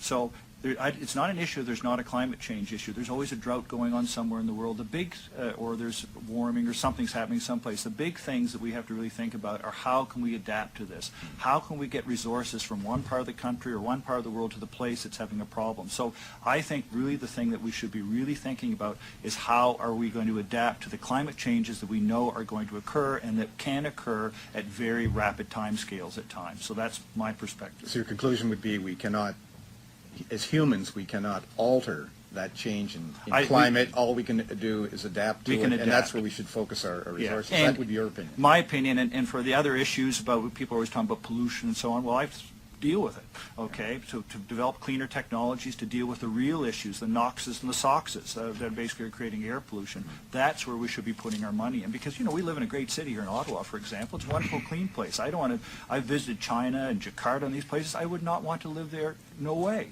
because the air quality is so terrible. So we want to deal with these real air pollution issues. Climate change is not something that we're going to change. I read about this magical 2 degrees Celsius all the time that we can't get what's the magical of 2 degrees Celsius? There's much, much more variability even in the last 10,000 years than 2 degrees Celsius. What we have to do is adapt ourselves to whatever's going to happen. Thank you. I personally, I believe I know. there are both. There is sun and there is some contribution from CO2. Okay, it is there, but it's not the way 90% is human and CO2 and the sun is practically non-existent. It's, if anything, it's the other way around. Okay, so if there is any impact, well, and there is a pollution, you can also argue, okay, when we burn, we pollute. So it can be used as a measure of activity somehow to calibrate our pollution, okay, but not claiming 2 degrees or 4 degrees or 6 degrees because the models are simply not there. And your conclusion was the major influencing factors It's climate always- change are water vapor and what you It's- referred to as electromagnetic envelopes around the sun and the Earth. This is one of the ways. The major problem is the clouds. Nobody knows how to make clouds. Okay? You have to see them. So you probably heard about the big experiment which was just happened in Geneva in the so-called cloud experiment, okay? Which confirmed what the others were saying, like Svensmark and myself for years now, that yes, you generate small particles which can serve as nuclides for those cloud, and there were data showing that there are correlations. But the problem which is there is now how to make those very tiny particles into big aerosols, which can be used for formation of droplets.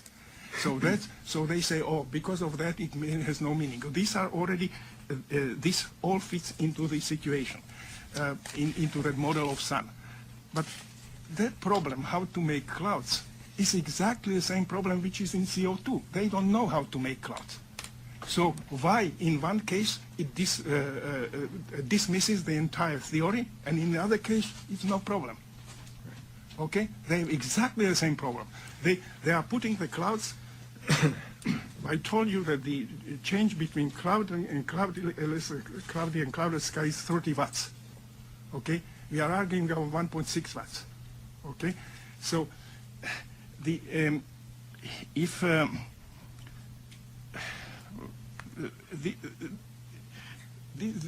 you just know it yourself. When sun shines, it's warm. When it's cloudy, it's cold. Okay, that's how it is. And so, if you can make the clouds, and neither theory knows how to do it, and the clouds are being put into the model as plus 0.6 or something like that watts.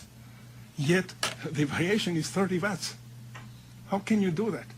Those 1.6 watts is a number which is taken from very huge numbers, positive and negative ones, which by themselves have bigger error than 1.6, or at least the same big.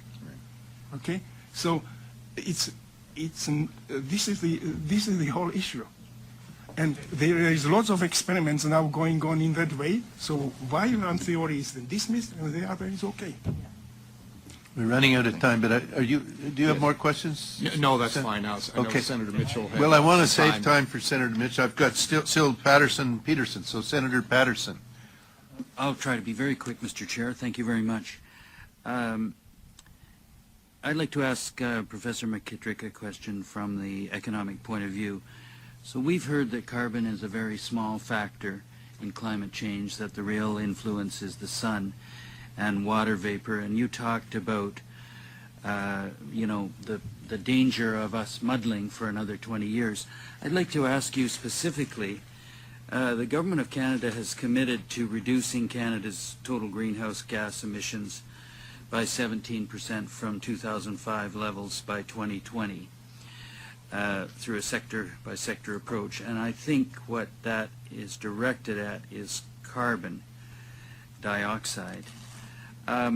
Would you say that, in light of what we've heard today, which I found quote, very compelling, would you say that this approach is misplaced and that it would be another way of muddling for another 20 years? Thank you. Yeah, actually, even if you took the IPCC view on the effect of greenhouse gases, what the Government of Canada has proposed would have such a small effect, and even if our major trading partners agreed to the same target, this is the point that I made about the Kyoto Protocol earlier. We had enormous difficulties trying to reach that target, and yet the same models that said you've got a problem said you need something 30 times larger than Kyoto to even start showing up in the numbers in terms of actually arresting the process. There's a scale problem here. So if they're going to go, whether it's sector by sector or a carbon tax or anything like that, you're still entitled to ask, what exactly does that buy us in terms of the underlying issue? And I think if you ask that question, they would come back and say, well, it actually wouldn't change the global warming story at all, almost regardless of whose view on the science you take. And so that being the case, I would say the current technology makes it very difficult to know what to do with CO2. It's not like sulfur where you can capture it and it becomes a solid, you can dispose of it. You capture CO2, it's still a gas, you have to put it somewhere. And the scrubbers just aren't very efficient compared to particulates and sulfur. So under our current technology, I have considerable doubts they can even achieve a 17% reduction without ending up having to impose some pretty significant costs on major sectors. And if you ask what does that buy us, on anyone's view of the underlying science, it doesn't really buy you anything. So I would like to see that target debated much more robustly than it has been. And the effort you mentioned on particulates and sulfur dioxide, which you said seemed to have been effective on the Canada's part, from your point of view as an economist, do those efforts produce economic benefits? Yeah. Back in the early 1970s, Toronto particulate levels were over 100 micrograms per cubic meter. Today they're about 30 micrograms on a bad day. Sulfur dioxide would have been about 140 parts per billion. Almost every city in Ontario now, it's between 1 and 5 parts per billion. It's not even measured most places anymore because it's gone. In those cases, you had fairly inexpensive technologies that just pulled the stuff out of the smokestacks, and catalytic converters on automobiles get rid of about 97% of what used to be emitted in the 1960s from automobiles. So there you have low-cost technologies that actually give you a huge benefit. We're dealing with the opposite with CO2. You've got very high-cost options that give you very little benefit. And again, on anyone's view of the science, on the economic side, the numbers keep coming out really unfavorably towards these Kyoto-type or more recent efforts to impose targets. The numbers just don't add up for them. Thank you, Mr. Chair. Senator Peterson. Thank you very much, Chair, and thank you, gentlemen, for your presentation. We keep reading that we're moving rather quickly towards a break point, at which time the situation will be irreversible. I'd like your comment on that, because if we're still studying issues at that time, it'll be a little too late to do any adaptation.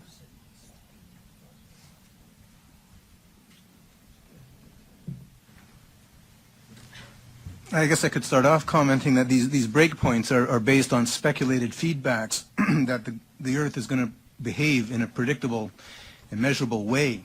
And I think that what we've shown today, I hope, is that the Earth is very unpredictable, and it has a lot of mechanisms in the climate system. The climate system is incredibly complicated. It's almost chaotic, although we find that there are cycles, there are events, and over geological time and over recent decades, these can then be taken and projected into the future with some relative certainty. And I think what Tim has been talking about with the ice roads work and the Pacific Decadal Oscillation, things like that, shows that there is some prediction that can be made. But catastrophic. We hear these words, we hear these alarmist calls that the only habitable place on Earth in 100 years will be Antarctica. Came from the scientific advisor to the British government. And these are nothing more than alarmist comments. And so the idea of tipping points and that we're going to go into irreversible climate feedback and a warming planet that will be uninhabitable is really wild speculation on what scientists might be saying, and certainly the politicians and advocates who pick up on these comments, and it's absolutely ludicrous. And we don't see this in the geological record. We see a balanced system that restores its equilibrium after a period of 100 years or 20 years, and I must point out that much of this science has been documented in a very good publication, Climate Change Reconsidered, by two groups, CO2 Science and the Science and Environmental Policy Project, which I believe is available to you all. I have a hard copy here, which is to be left, but the science behind this that we're trying to present today is well documented here in the literature. You good? Thank you, Chair. Yeah, sure. All right, Senator Grant Mitchell, the Deputy Chair. Thank you, Chair. I want to begin by saying that, I don't doubt the sincerity of our witnesses. I think that sincerity is all that much more underlined by virtue of the fact that they sustain their position and they sustain their work, and in the face of literally thousands upon thousands of scientists and economists who are independent, who are spread out throughout academic institutions and other institutions across the world, and who answer and overwhelm the points that have been made here with devastating consensus and with devastating frequency. So I want to say that I don't doubt your sincerity. It isn't just the IPCC, and that's a straw man that's been raised here. It is every scientist that takes the position against which these gentlemen are opposed are not just IPCC scientists. This is independent scientists, literally, all over the world. And so in a way, to believe these arguments is to believe some kind of strange conspiracy theory, that all of these independent scientists, somehow we have to question their integrity, their motivation, assume an ability to conspire across the world in a magnitude that's almost incomprehensible. Their scientific acumen has to be questioned over and over again.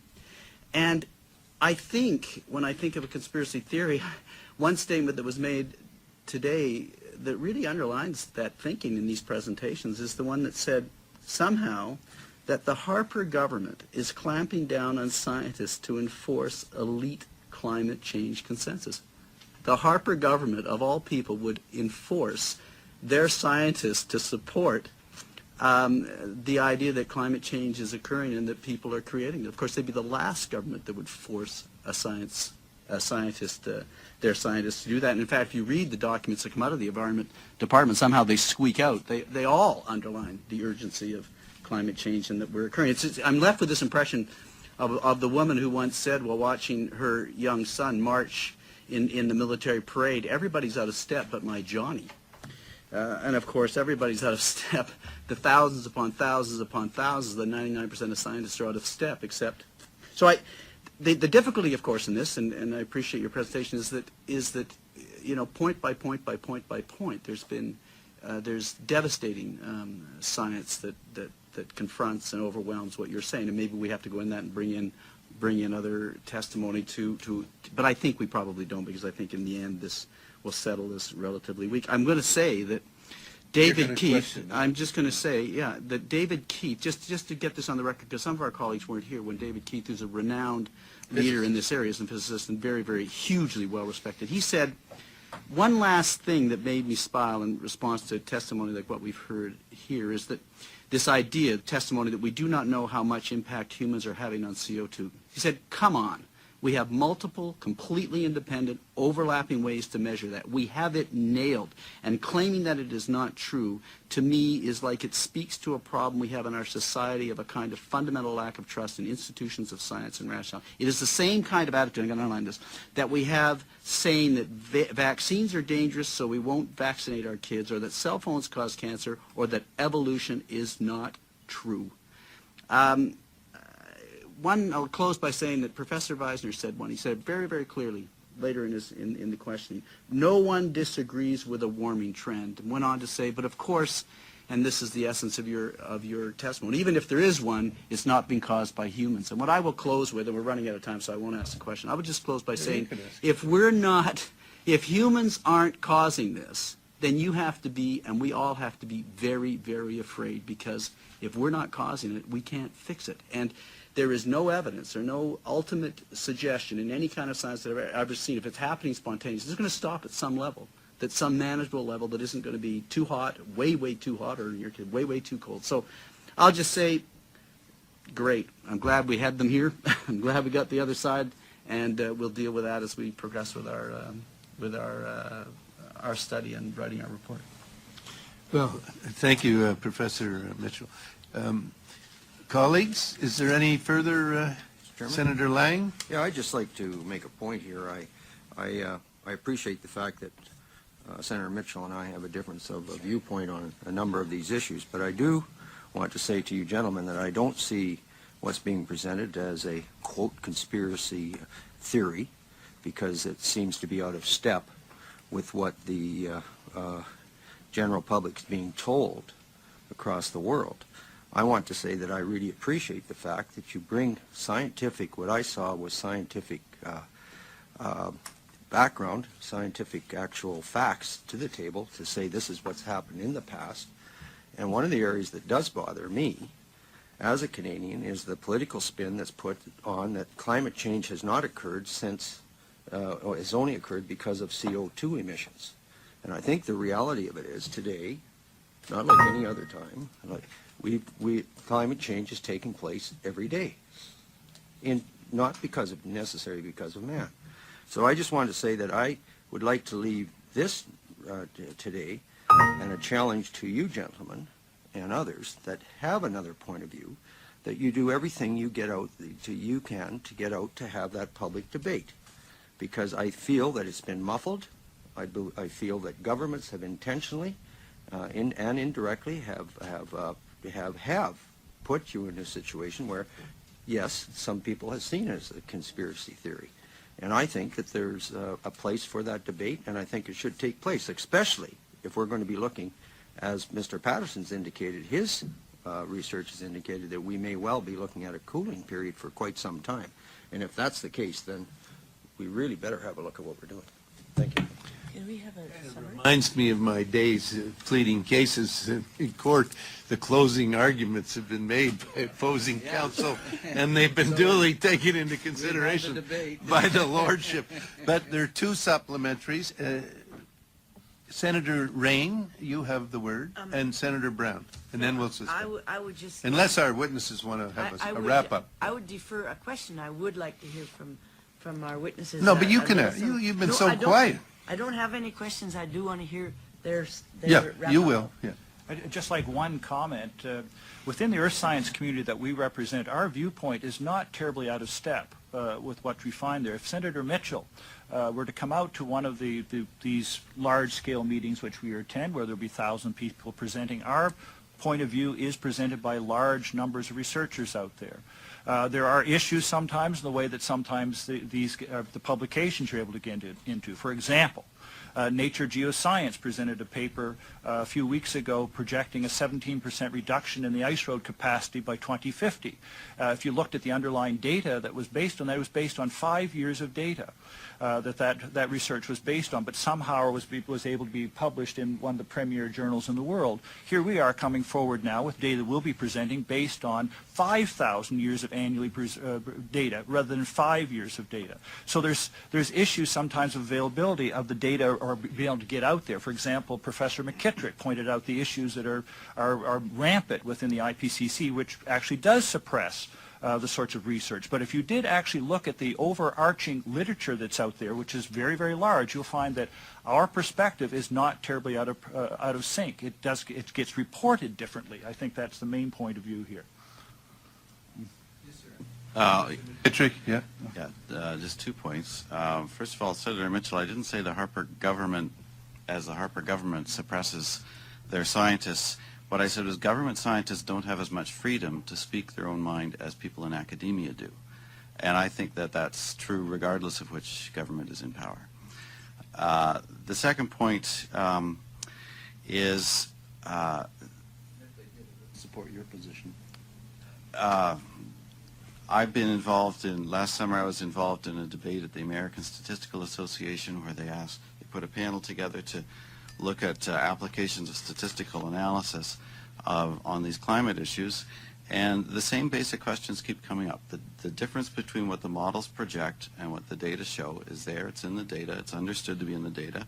Now, if you hear from someone like David Keith, who I know and is well respected in his field, rather than just taking at face value the idea that he speaks for a very large group or consensus, ask him, how do you explain these discrepancies? I mean, maybe he has an answer that hasn't occurred to other people, but the discrepancies are out there, and I think they need to be dealt with.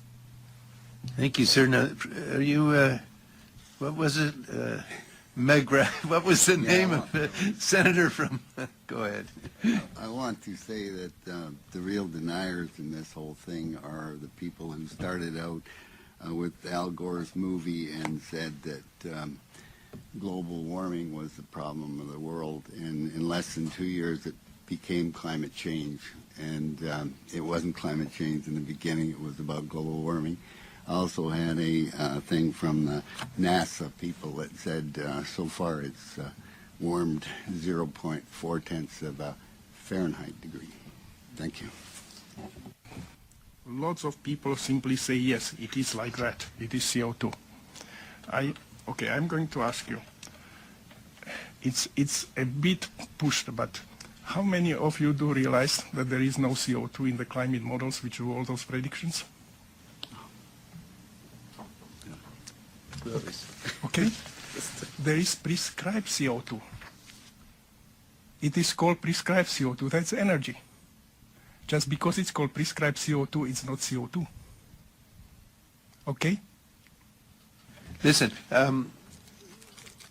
I would like, on behalf of the Senate, on behalf of this committee on energy, the environment, and natural resources, to thank you all very, very much. This hearing was put together in a fairly short time. You've given very thoughtful presentations. You've had a very, I thought, balanced reaction to our diverse views, and all four of you have helped greatly, and you've made some of us more aware than others, about what you think, and it's helpful. And we may well need to call upon you again, Senator Mitchell and I and Senator Neufeld, or the steering committee, and we'll see. But this basically, the study we're doing, is really about the energy system, and so the sun is a big player, right? But anyway, thank you so much. I want to thank you very, very much. Colleagues, I'm going to suspend, and then I'll just take 2 minutes to wrap up. Merci beaucoup. Thank you very much, gentlemen.